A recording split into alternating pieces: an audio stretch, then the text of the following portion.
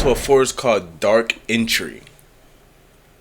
What do you think the answer to that question is? Depending on skin color. Nah, let me stop. Yo, what's good with y'all? Spurs Renee here. A forest so evil it's illegal to enter by Mr. Ballin'. October, spooky season, it's fall. Let's go ahead and get into it. That song in the back of your mind, you already know. If you fuck with that song, what you hear from that song link is in the first description. See? This is not a prank, it's not a stunt, it's not clickbait, it's the truth. I'm confident that at the end of this video, there are gonna be people that want to go. Don't do it. One, it's illegal to go to Dudleytown, it's private property. And two, as you'll see in today's video, there is a reason why people abandoned Dudleytown. It is not a safe place for people. So this is before we get into this... Alright, this is a real place. I thought this was just a story, but I'm pretty sure most of the time you do be telling real stories. I know about him because of RNA. Story about Dudleytown. If you're a fan of the strange, dark, and mysterious delivered in story format, then you've come to the right place because that's all we do, and we upload once a week. So, if that's of interest to you, the next time the like button is playing an intense game of online FIFA, wait until they get the lead and then unplug their Wi-Fi. Also, please subscribe to our channel and turn on all notifications so you don't miss any of our weekly uploads. Okay, let's get into today's story.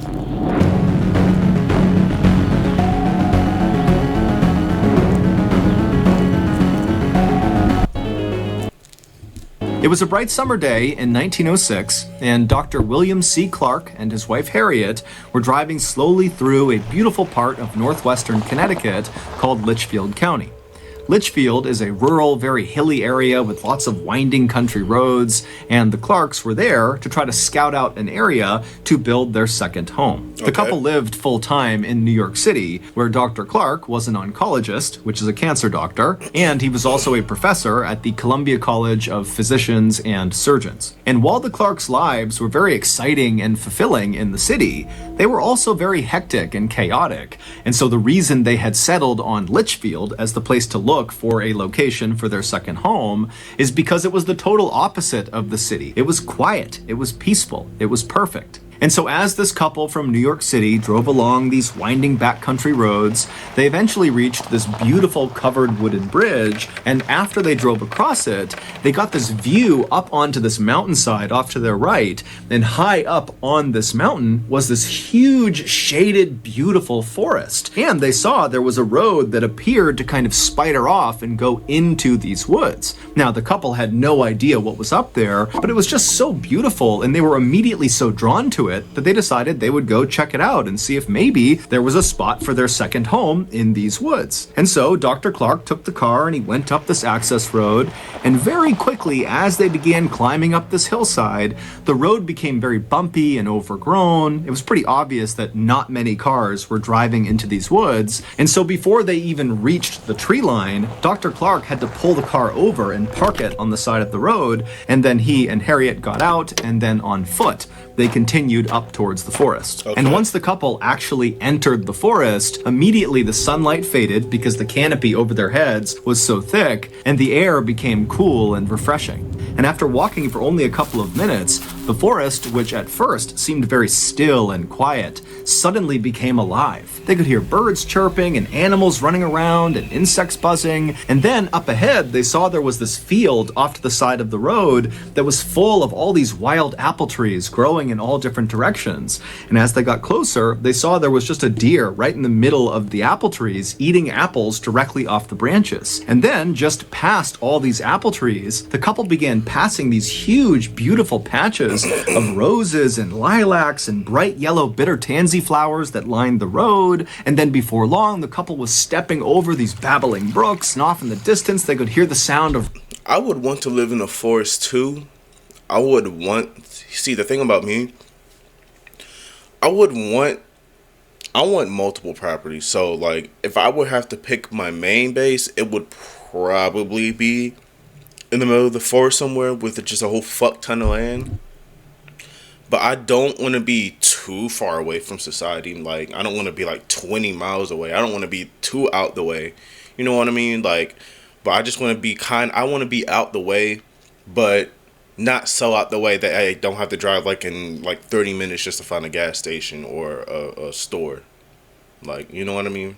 that type of shit. Running water like fresh spring water coming down off the mountain. And then, as the sun did begin to poke through the canopy above them, it almost looked like the forest was sparkling, literally. This forest was sitting on a hillside, and the hillside, which was made up of rock, had mica inside of it. And mica is a kind of mineral that when sunlight hits it, it almost looks like it's shimmering. And of course, there were the owls. As Dr. Clark and his wife walked farther and farther into this beautiful forest, they heard more and more owls hooting. Just know I'm gonna have my weapons. Hey, I just got, bro, listen, I just got some new shit too. I just got a new firearm too. I'm protecting I feel like the protector of the family with these. Like, I already kind of just like, you know, because being a man, you kind of have to be. But with these, off in the distance. And to the Clarks, this made the forest feel enchanted. It was like the owls were personally greeting them. By the time the couple had turned around and begun heading back to their car, they had already made up their mind that they were going to build their second home in that forest. And so, after returning to their home in New York, they promptly put in the paperwork to purchase 1,000 acres inside of that Connecticut forest. And that forest had a name. It was called Dark Entry, and it was named that because it looked like from the outside, the forest was basically dark all the time. There was shade cast on it from mountains nearby, and then also the canopy inside of Dark Entry. Hey guys, you want to go to Dark Entry? You want to go to a forest called Dark Entry. What do you think the answer to that question is? Depending on skin color. Nah, let me stop. I ain't gonna lie, someone asked me to do something like that, bro. Me and my boys just now, we were about to go into this abandoned place. This one abandoned place. That shit was, the door was open too. It looked like some shit from Grave Encounters. We were gonna go in there and niggas got scared. I'm not gonna lie.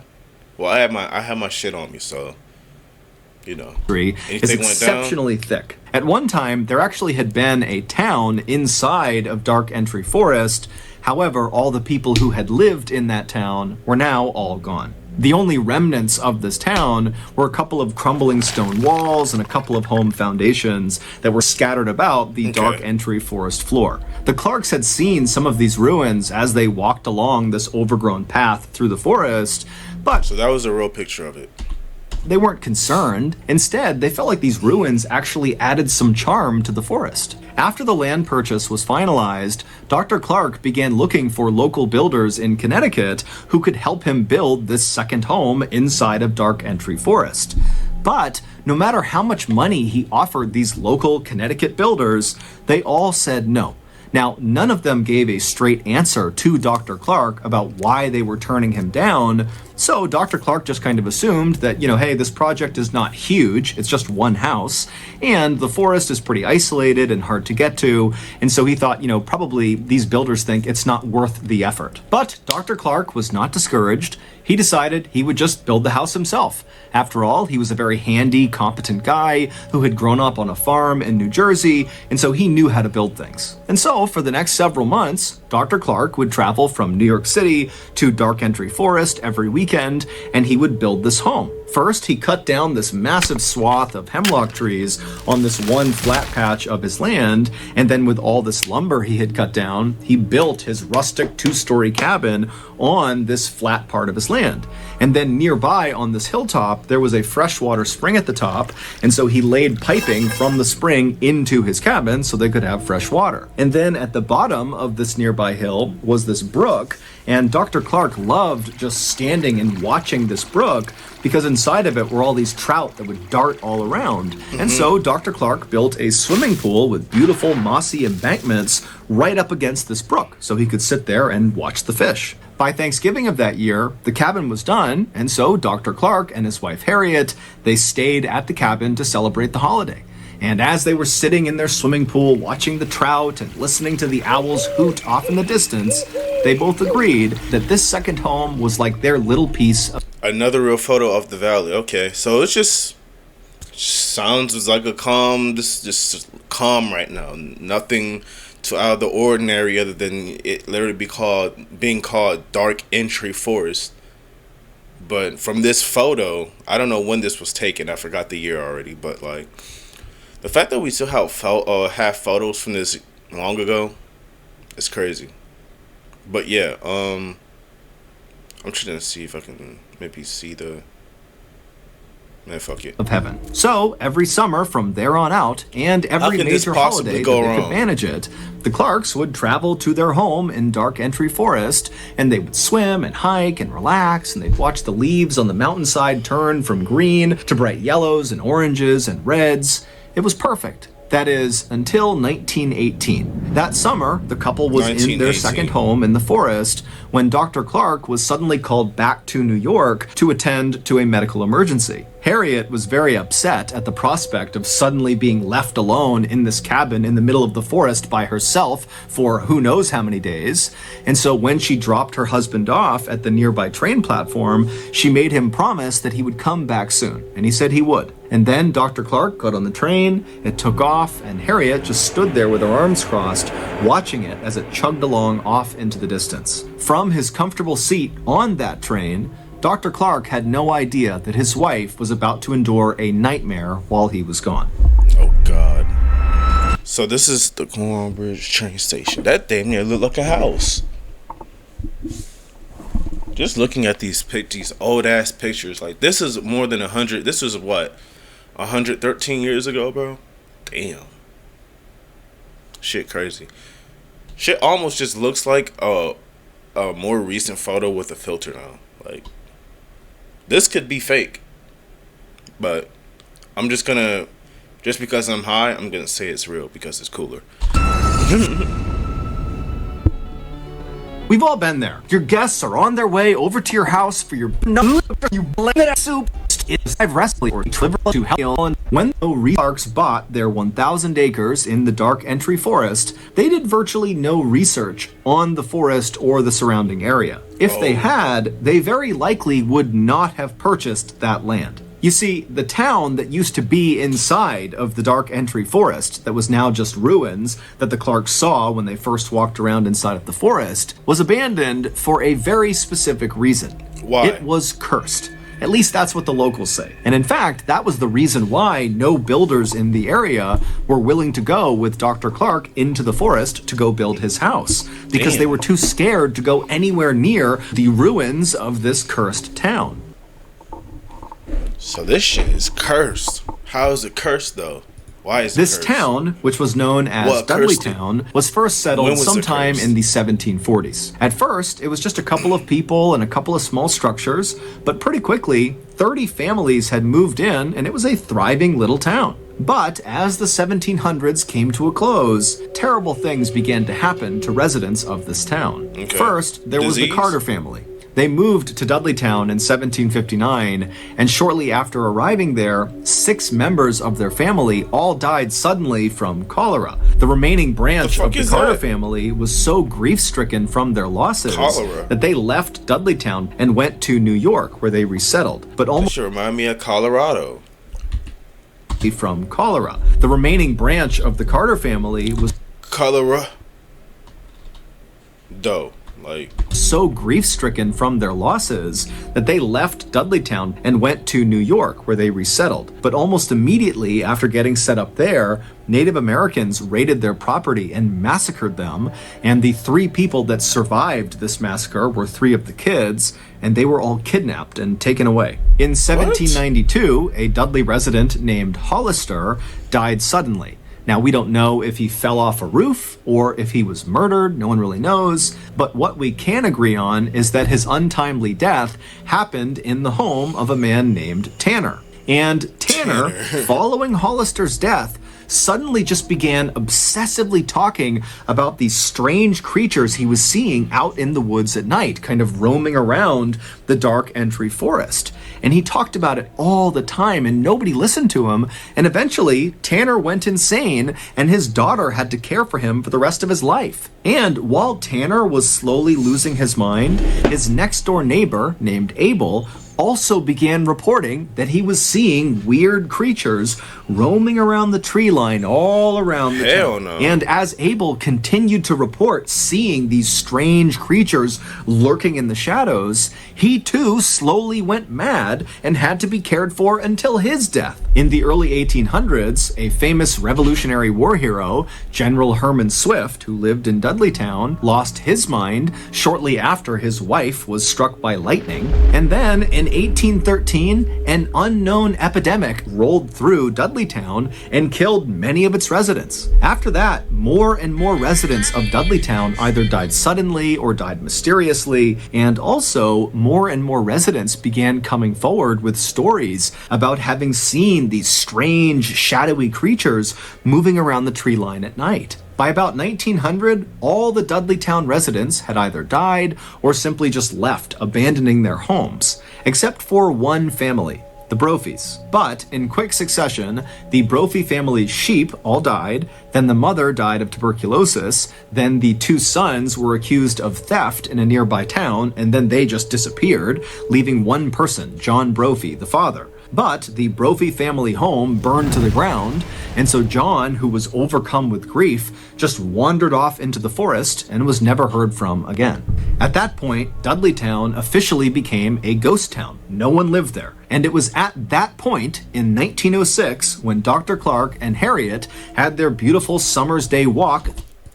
Alright, I'm gonna be honest with you guys. I'm gonna go back because I wasn't paying attention. I was on my phone. I'm gonna just cut out the part because, I wasn't paying attention. So, now let's pay attention. Insane, and his daughter had to care for him for the rest of his life. And while Tanner was slowly losing his mind, his next door neighbor, named Abel, also began reporting that he was seeing weird creatures roaming around the tree line all around the town. And as Abel continued to report seeing these strange creatures lurking in the shadows, he too slowly went mad and had to be cared for until his death. In the early 1800s, a famous Revolutionary War hero. So are there actually creatures in there, or are they... We're gonna see. We're gonna see. General Herman Swift, who lived in Dudleytown, lost his mind shortly after his wife was struck by lightning. And then in 1813, an unknown epidemic rolled through Dudleytown and killed many of its residents. After that, more and more residents of Dudleytown either died suddenly or died mysteriously, and also more and more residents began coming forward with stories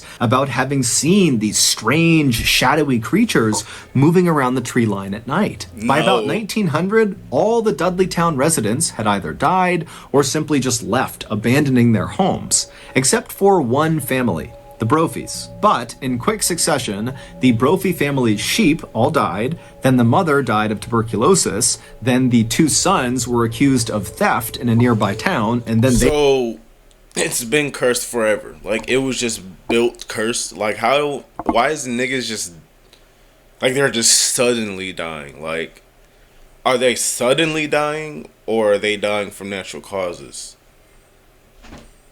Like, suddenly dying? Like,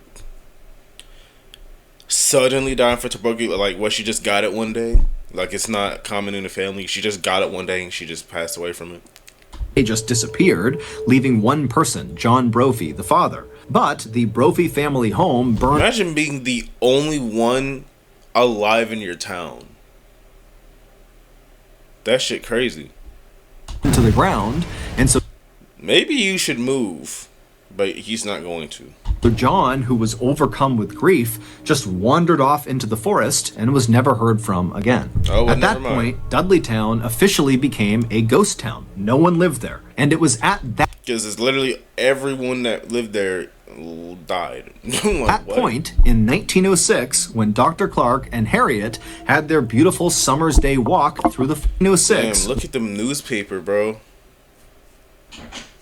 when Dr. Clark and Harriet had their beautiful summer's day walk through the forest and discovered where they wanted to build their second home. So, fast forward back to 1918, and Dr. Clark, he's on his medical emergency leave to New York. It winds up being very quick. He's back on a train within 36 hours, and he pulls into the station right near Dark Entry Forest, and he's expecting to see Harriet waiting on the platform for him. But when the train rolled into the station, she wasn't there. Now, Dr. Clark was not a superstitious person, but for some reason, when he didn't see his wife there, he just felt like something was off. There's no reason she wouldn't have come out here to greet him. I mean, she was worried about being all alone in the cabin, and she knew he was going to be arriving at that moment. And so, feeling a little bit panicked, Dr. Clark left the train station and on foot made his way over to the Dark Entry Forest. And when he got there and began walking on that overgrown road path that led to his house, immediately, as soon as he was within the shade of the trees, he began hearing these owls hooting very loudly off in the distance. Now, normally, the sound of these owls hooting made him feel welcome, but this time he felt scared. He felt like something was wrong up ahead. Oh, God.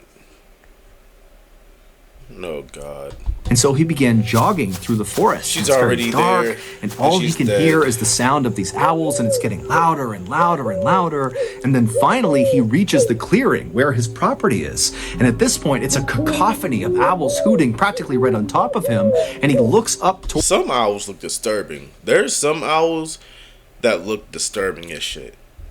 Like, I forgot one. There was one picture. Like, I think there was one with a white owl with black eyes or something, or cream with black eyes. I forgot, but bro, some owls look weird as shit. Towards his house up on this hill, and he sees the front door is slightly open. And so now, with his heart racing, wondering what's going on with his wife, Dr. Clark runs up to his front porch. He gets to the door and he flings it open the rest of the way. And then right before he stepped into his house, this sudden high-pitched noise began up on the second floor inside of his house. And it was so startling to Dr. Clark that he just froze where he was. And so suddenly it's so loud from the owls all around him and the woods behind him and whatever this noise is that he just stood there unsure what to do. And so as he's sitting there getting the courage up to go investigate his house, he realizes what this high-pitched noise is. It's the sound of maniacal, insane laughter coming from the second floor. Sensing his wife had to be in danger, the doctor charged up the nearby steps up to the second floor, and he could tell this laughter, this high-pitched laughter. The high-pitched laughter. Wait, you confuse a high-frequency sound with laughter? Coming from the second floor. What? Sensing Damn, his what wife the fuck? had to be in danger, the doctor charged up the nearby steps up to the second floor, and he could tell this laughter, this high-pitched laughter, was coming from the master bedroom. And so he ran down the short hallway, he got in front of the closed door that led into the master bedroom, he slowly opened it up, and there, in the back corner of his room, was his wife. She was on the ground, rolled up in a ball, facing the door. Her hands were clenched in fists, her eyes were open and unblinking, and her mouth fuck? was open wider than was humanly possible. And as he's staring at his wife, wondering what's going on, he realizes this insane, high-pitched laughter is coming from his wife. But it doesn't even look like it's coming out of her. Her chest is just heaving, her mouth is staying open, and the laughter is just coming out of her. And so the doctor just stood there watching his wife, who's staring directly at his eyes. And finally, he just got so scared, he turned and he ran.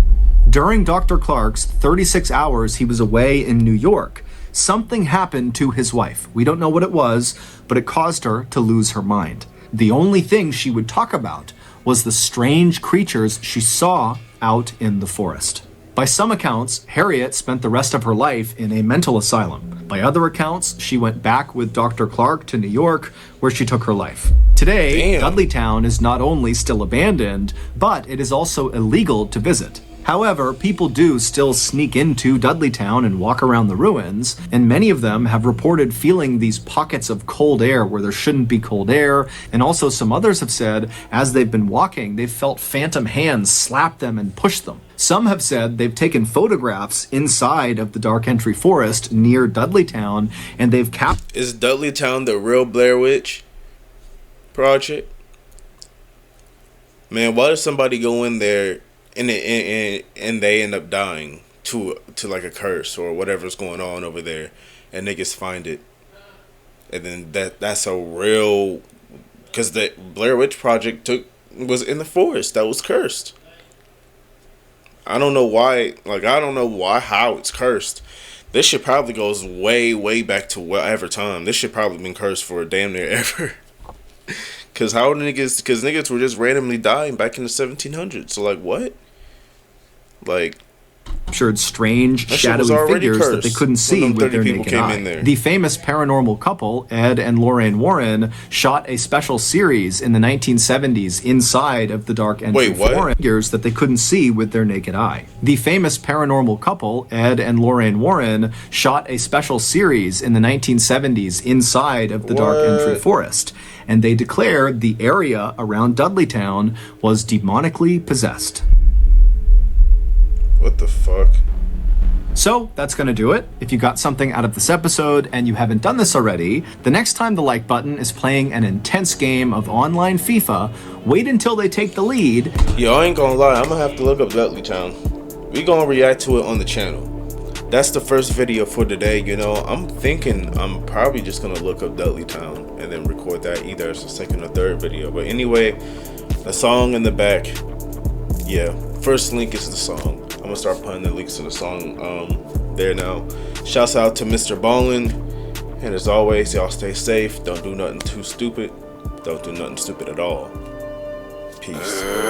I be in my bag, smoking gas, not easy to think. Don't know about the track, that shit ass, watch a single sing. That bitch hella bad, but her friend, that bitch hella keys to the pound, let them dogs out, told them to attack. Hey, how can I forgive you, bitch? You the enemy, how we gonna get together, bitch? There's no synergy. When I'm angry, I don't punch things, just use my breath as release. When you see me at the function, I just keep my energy. Driving like a full of squeeze, bitch.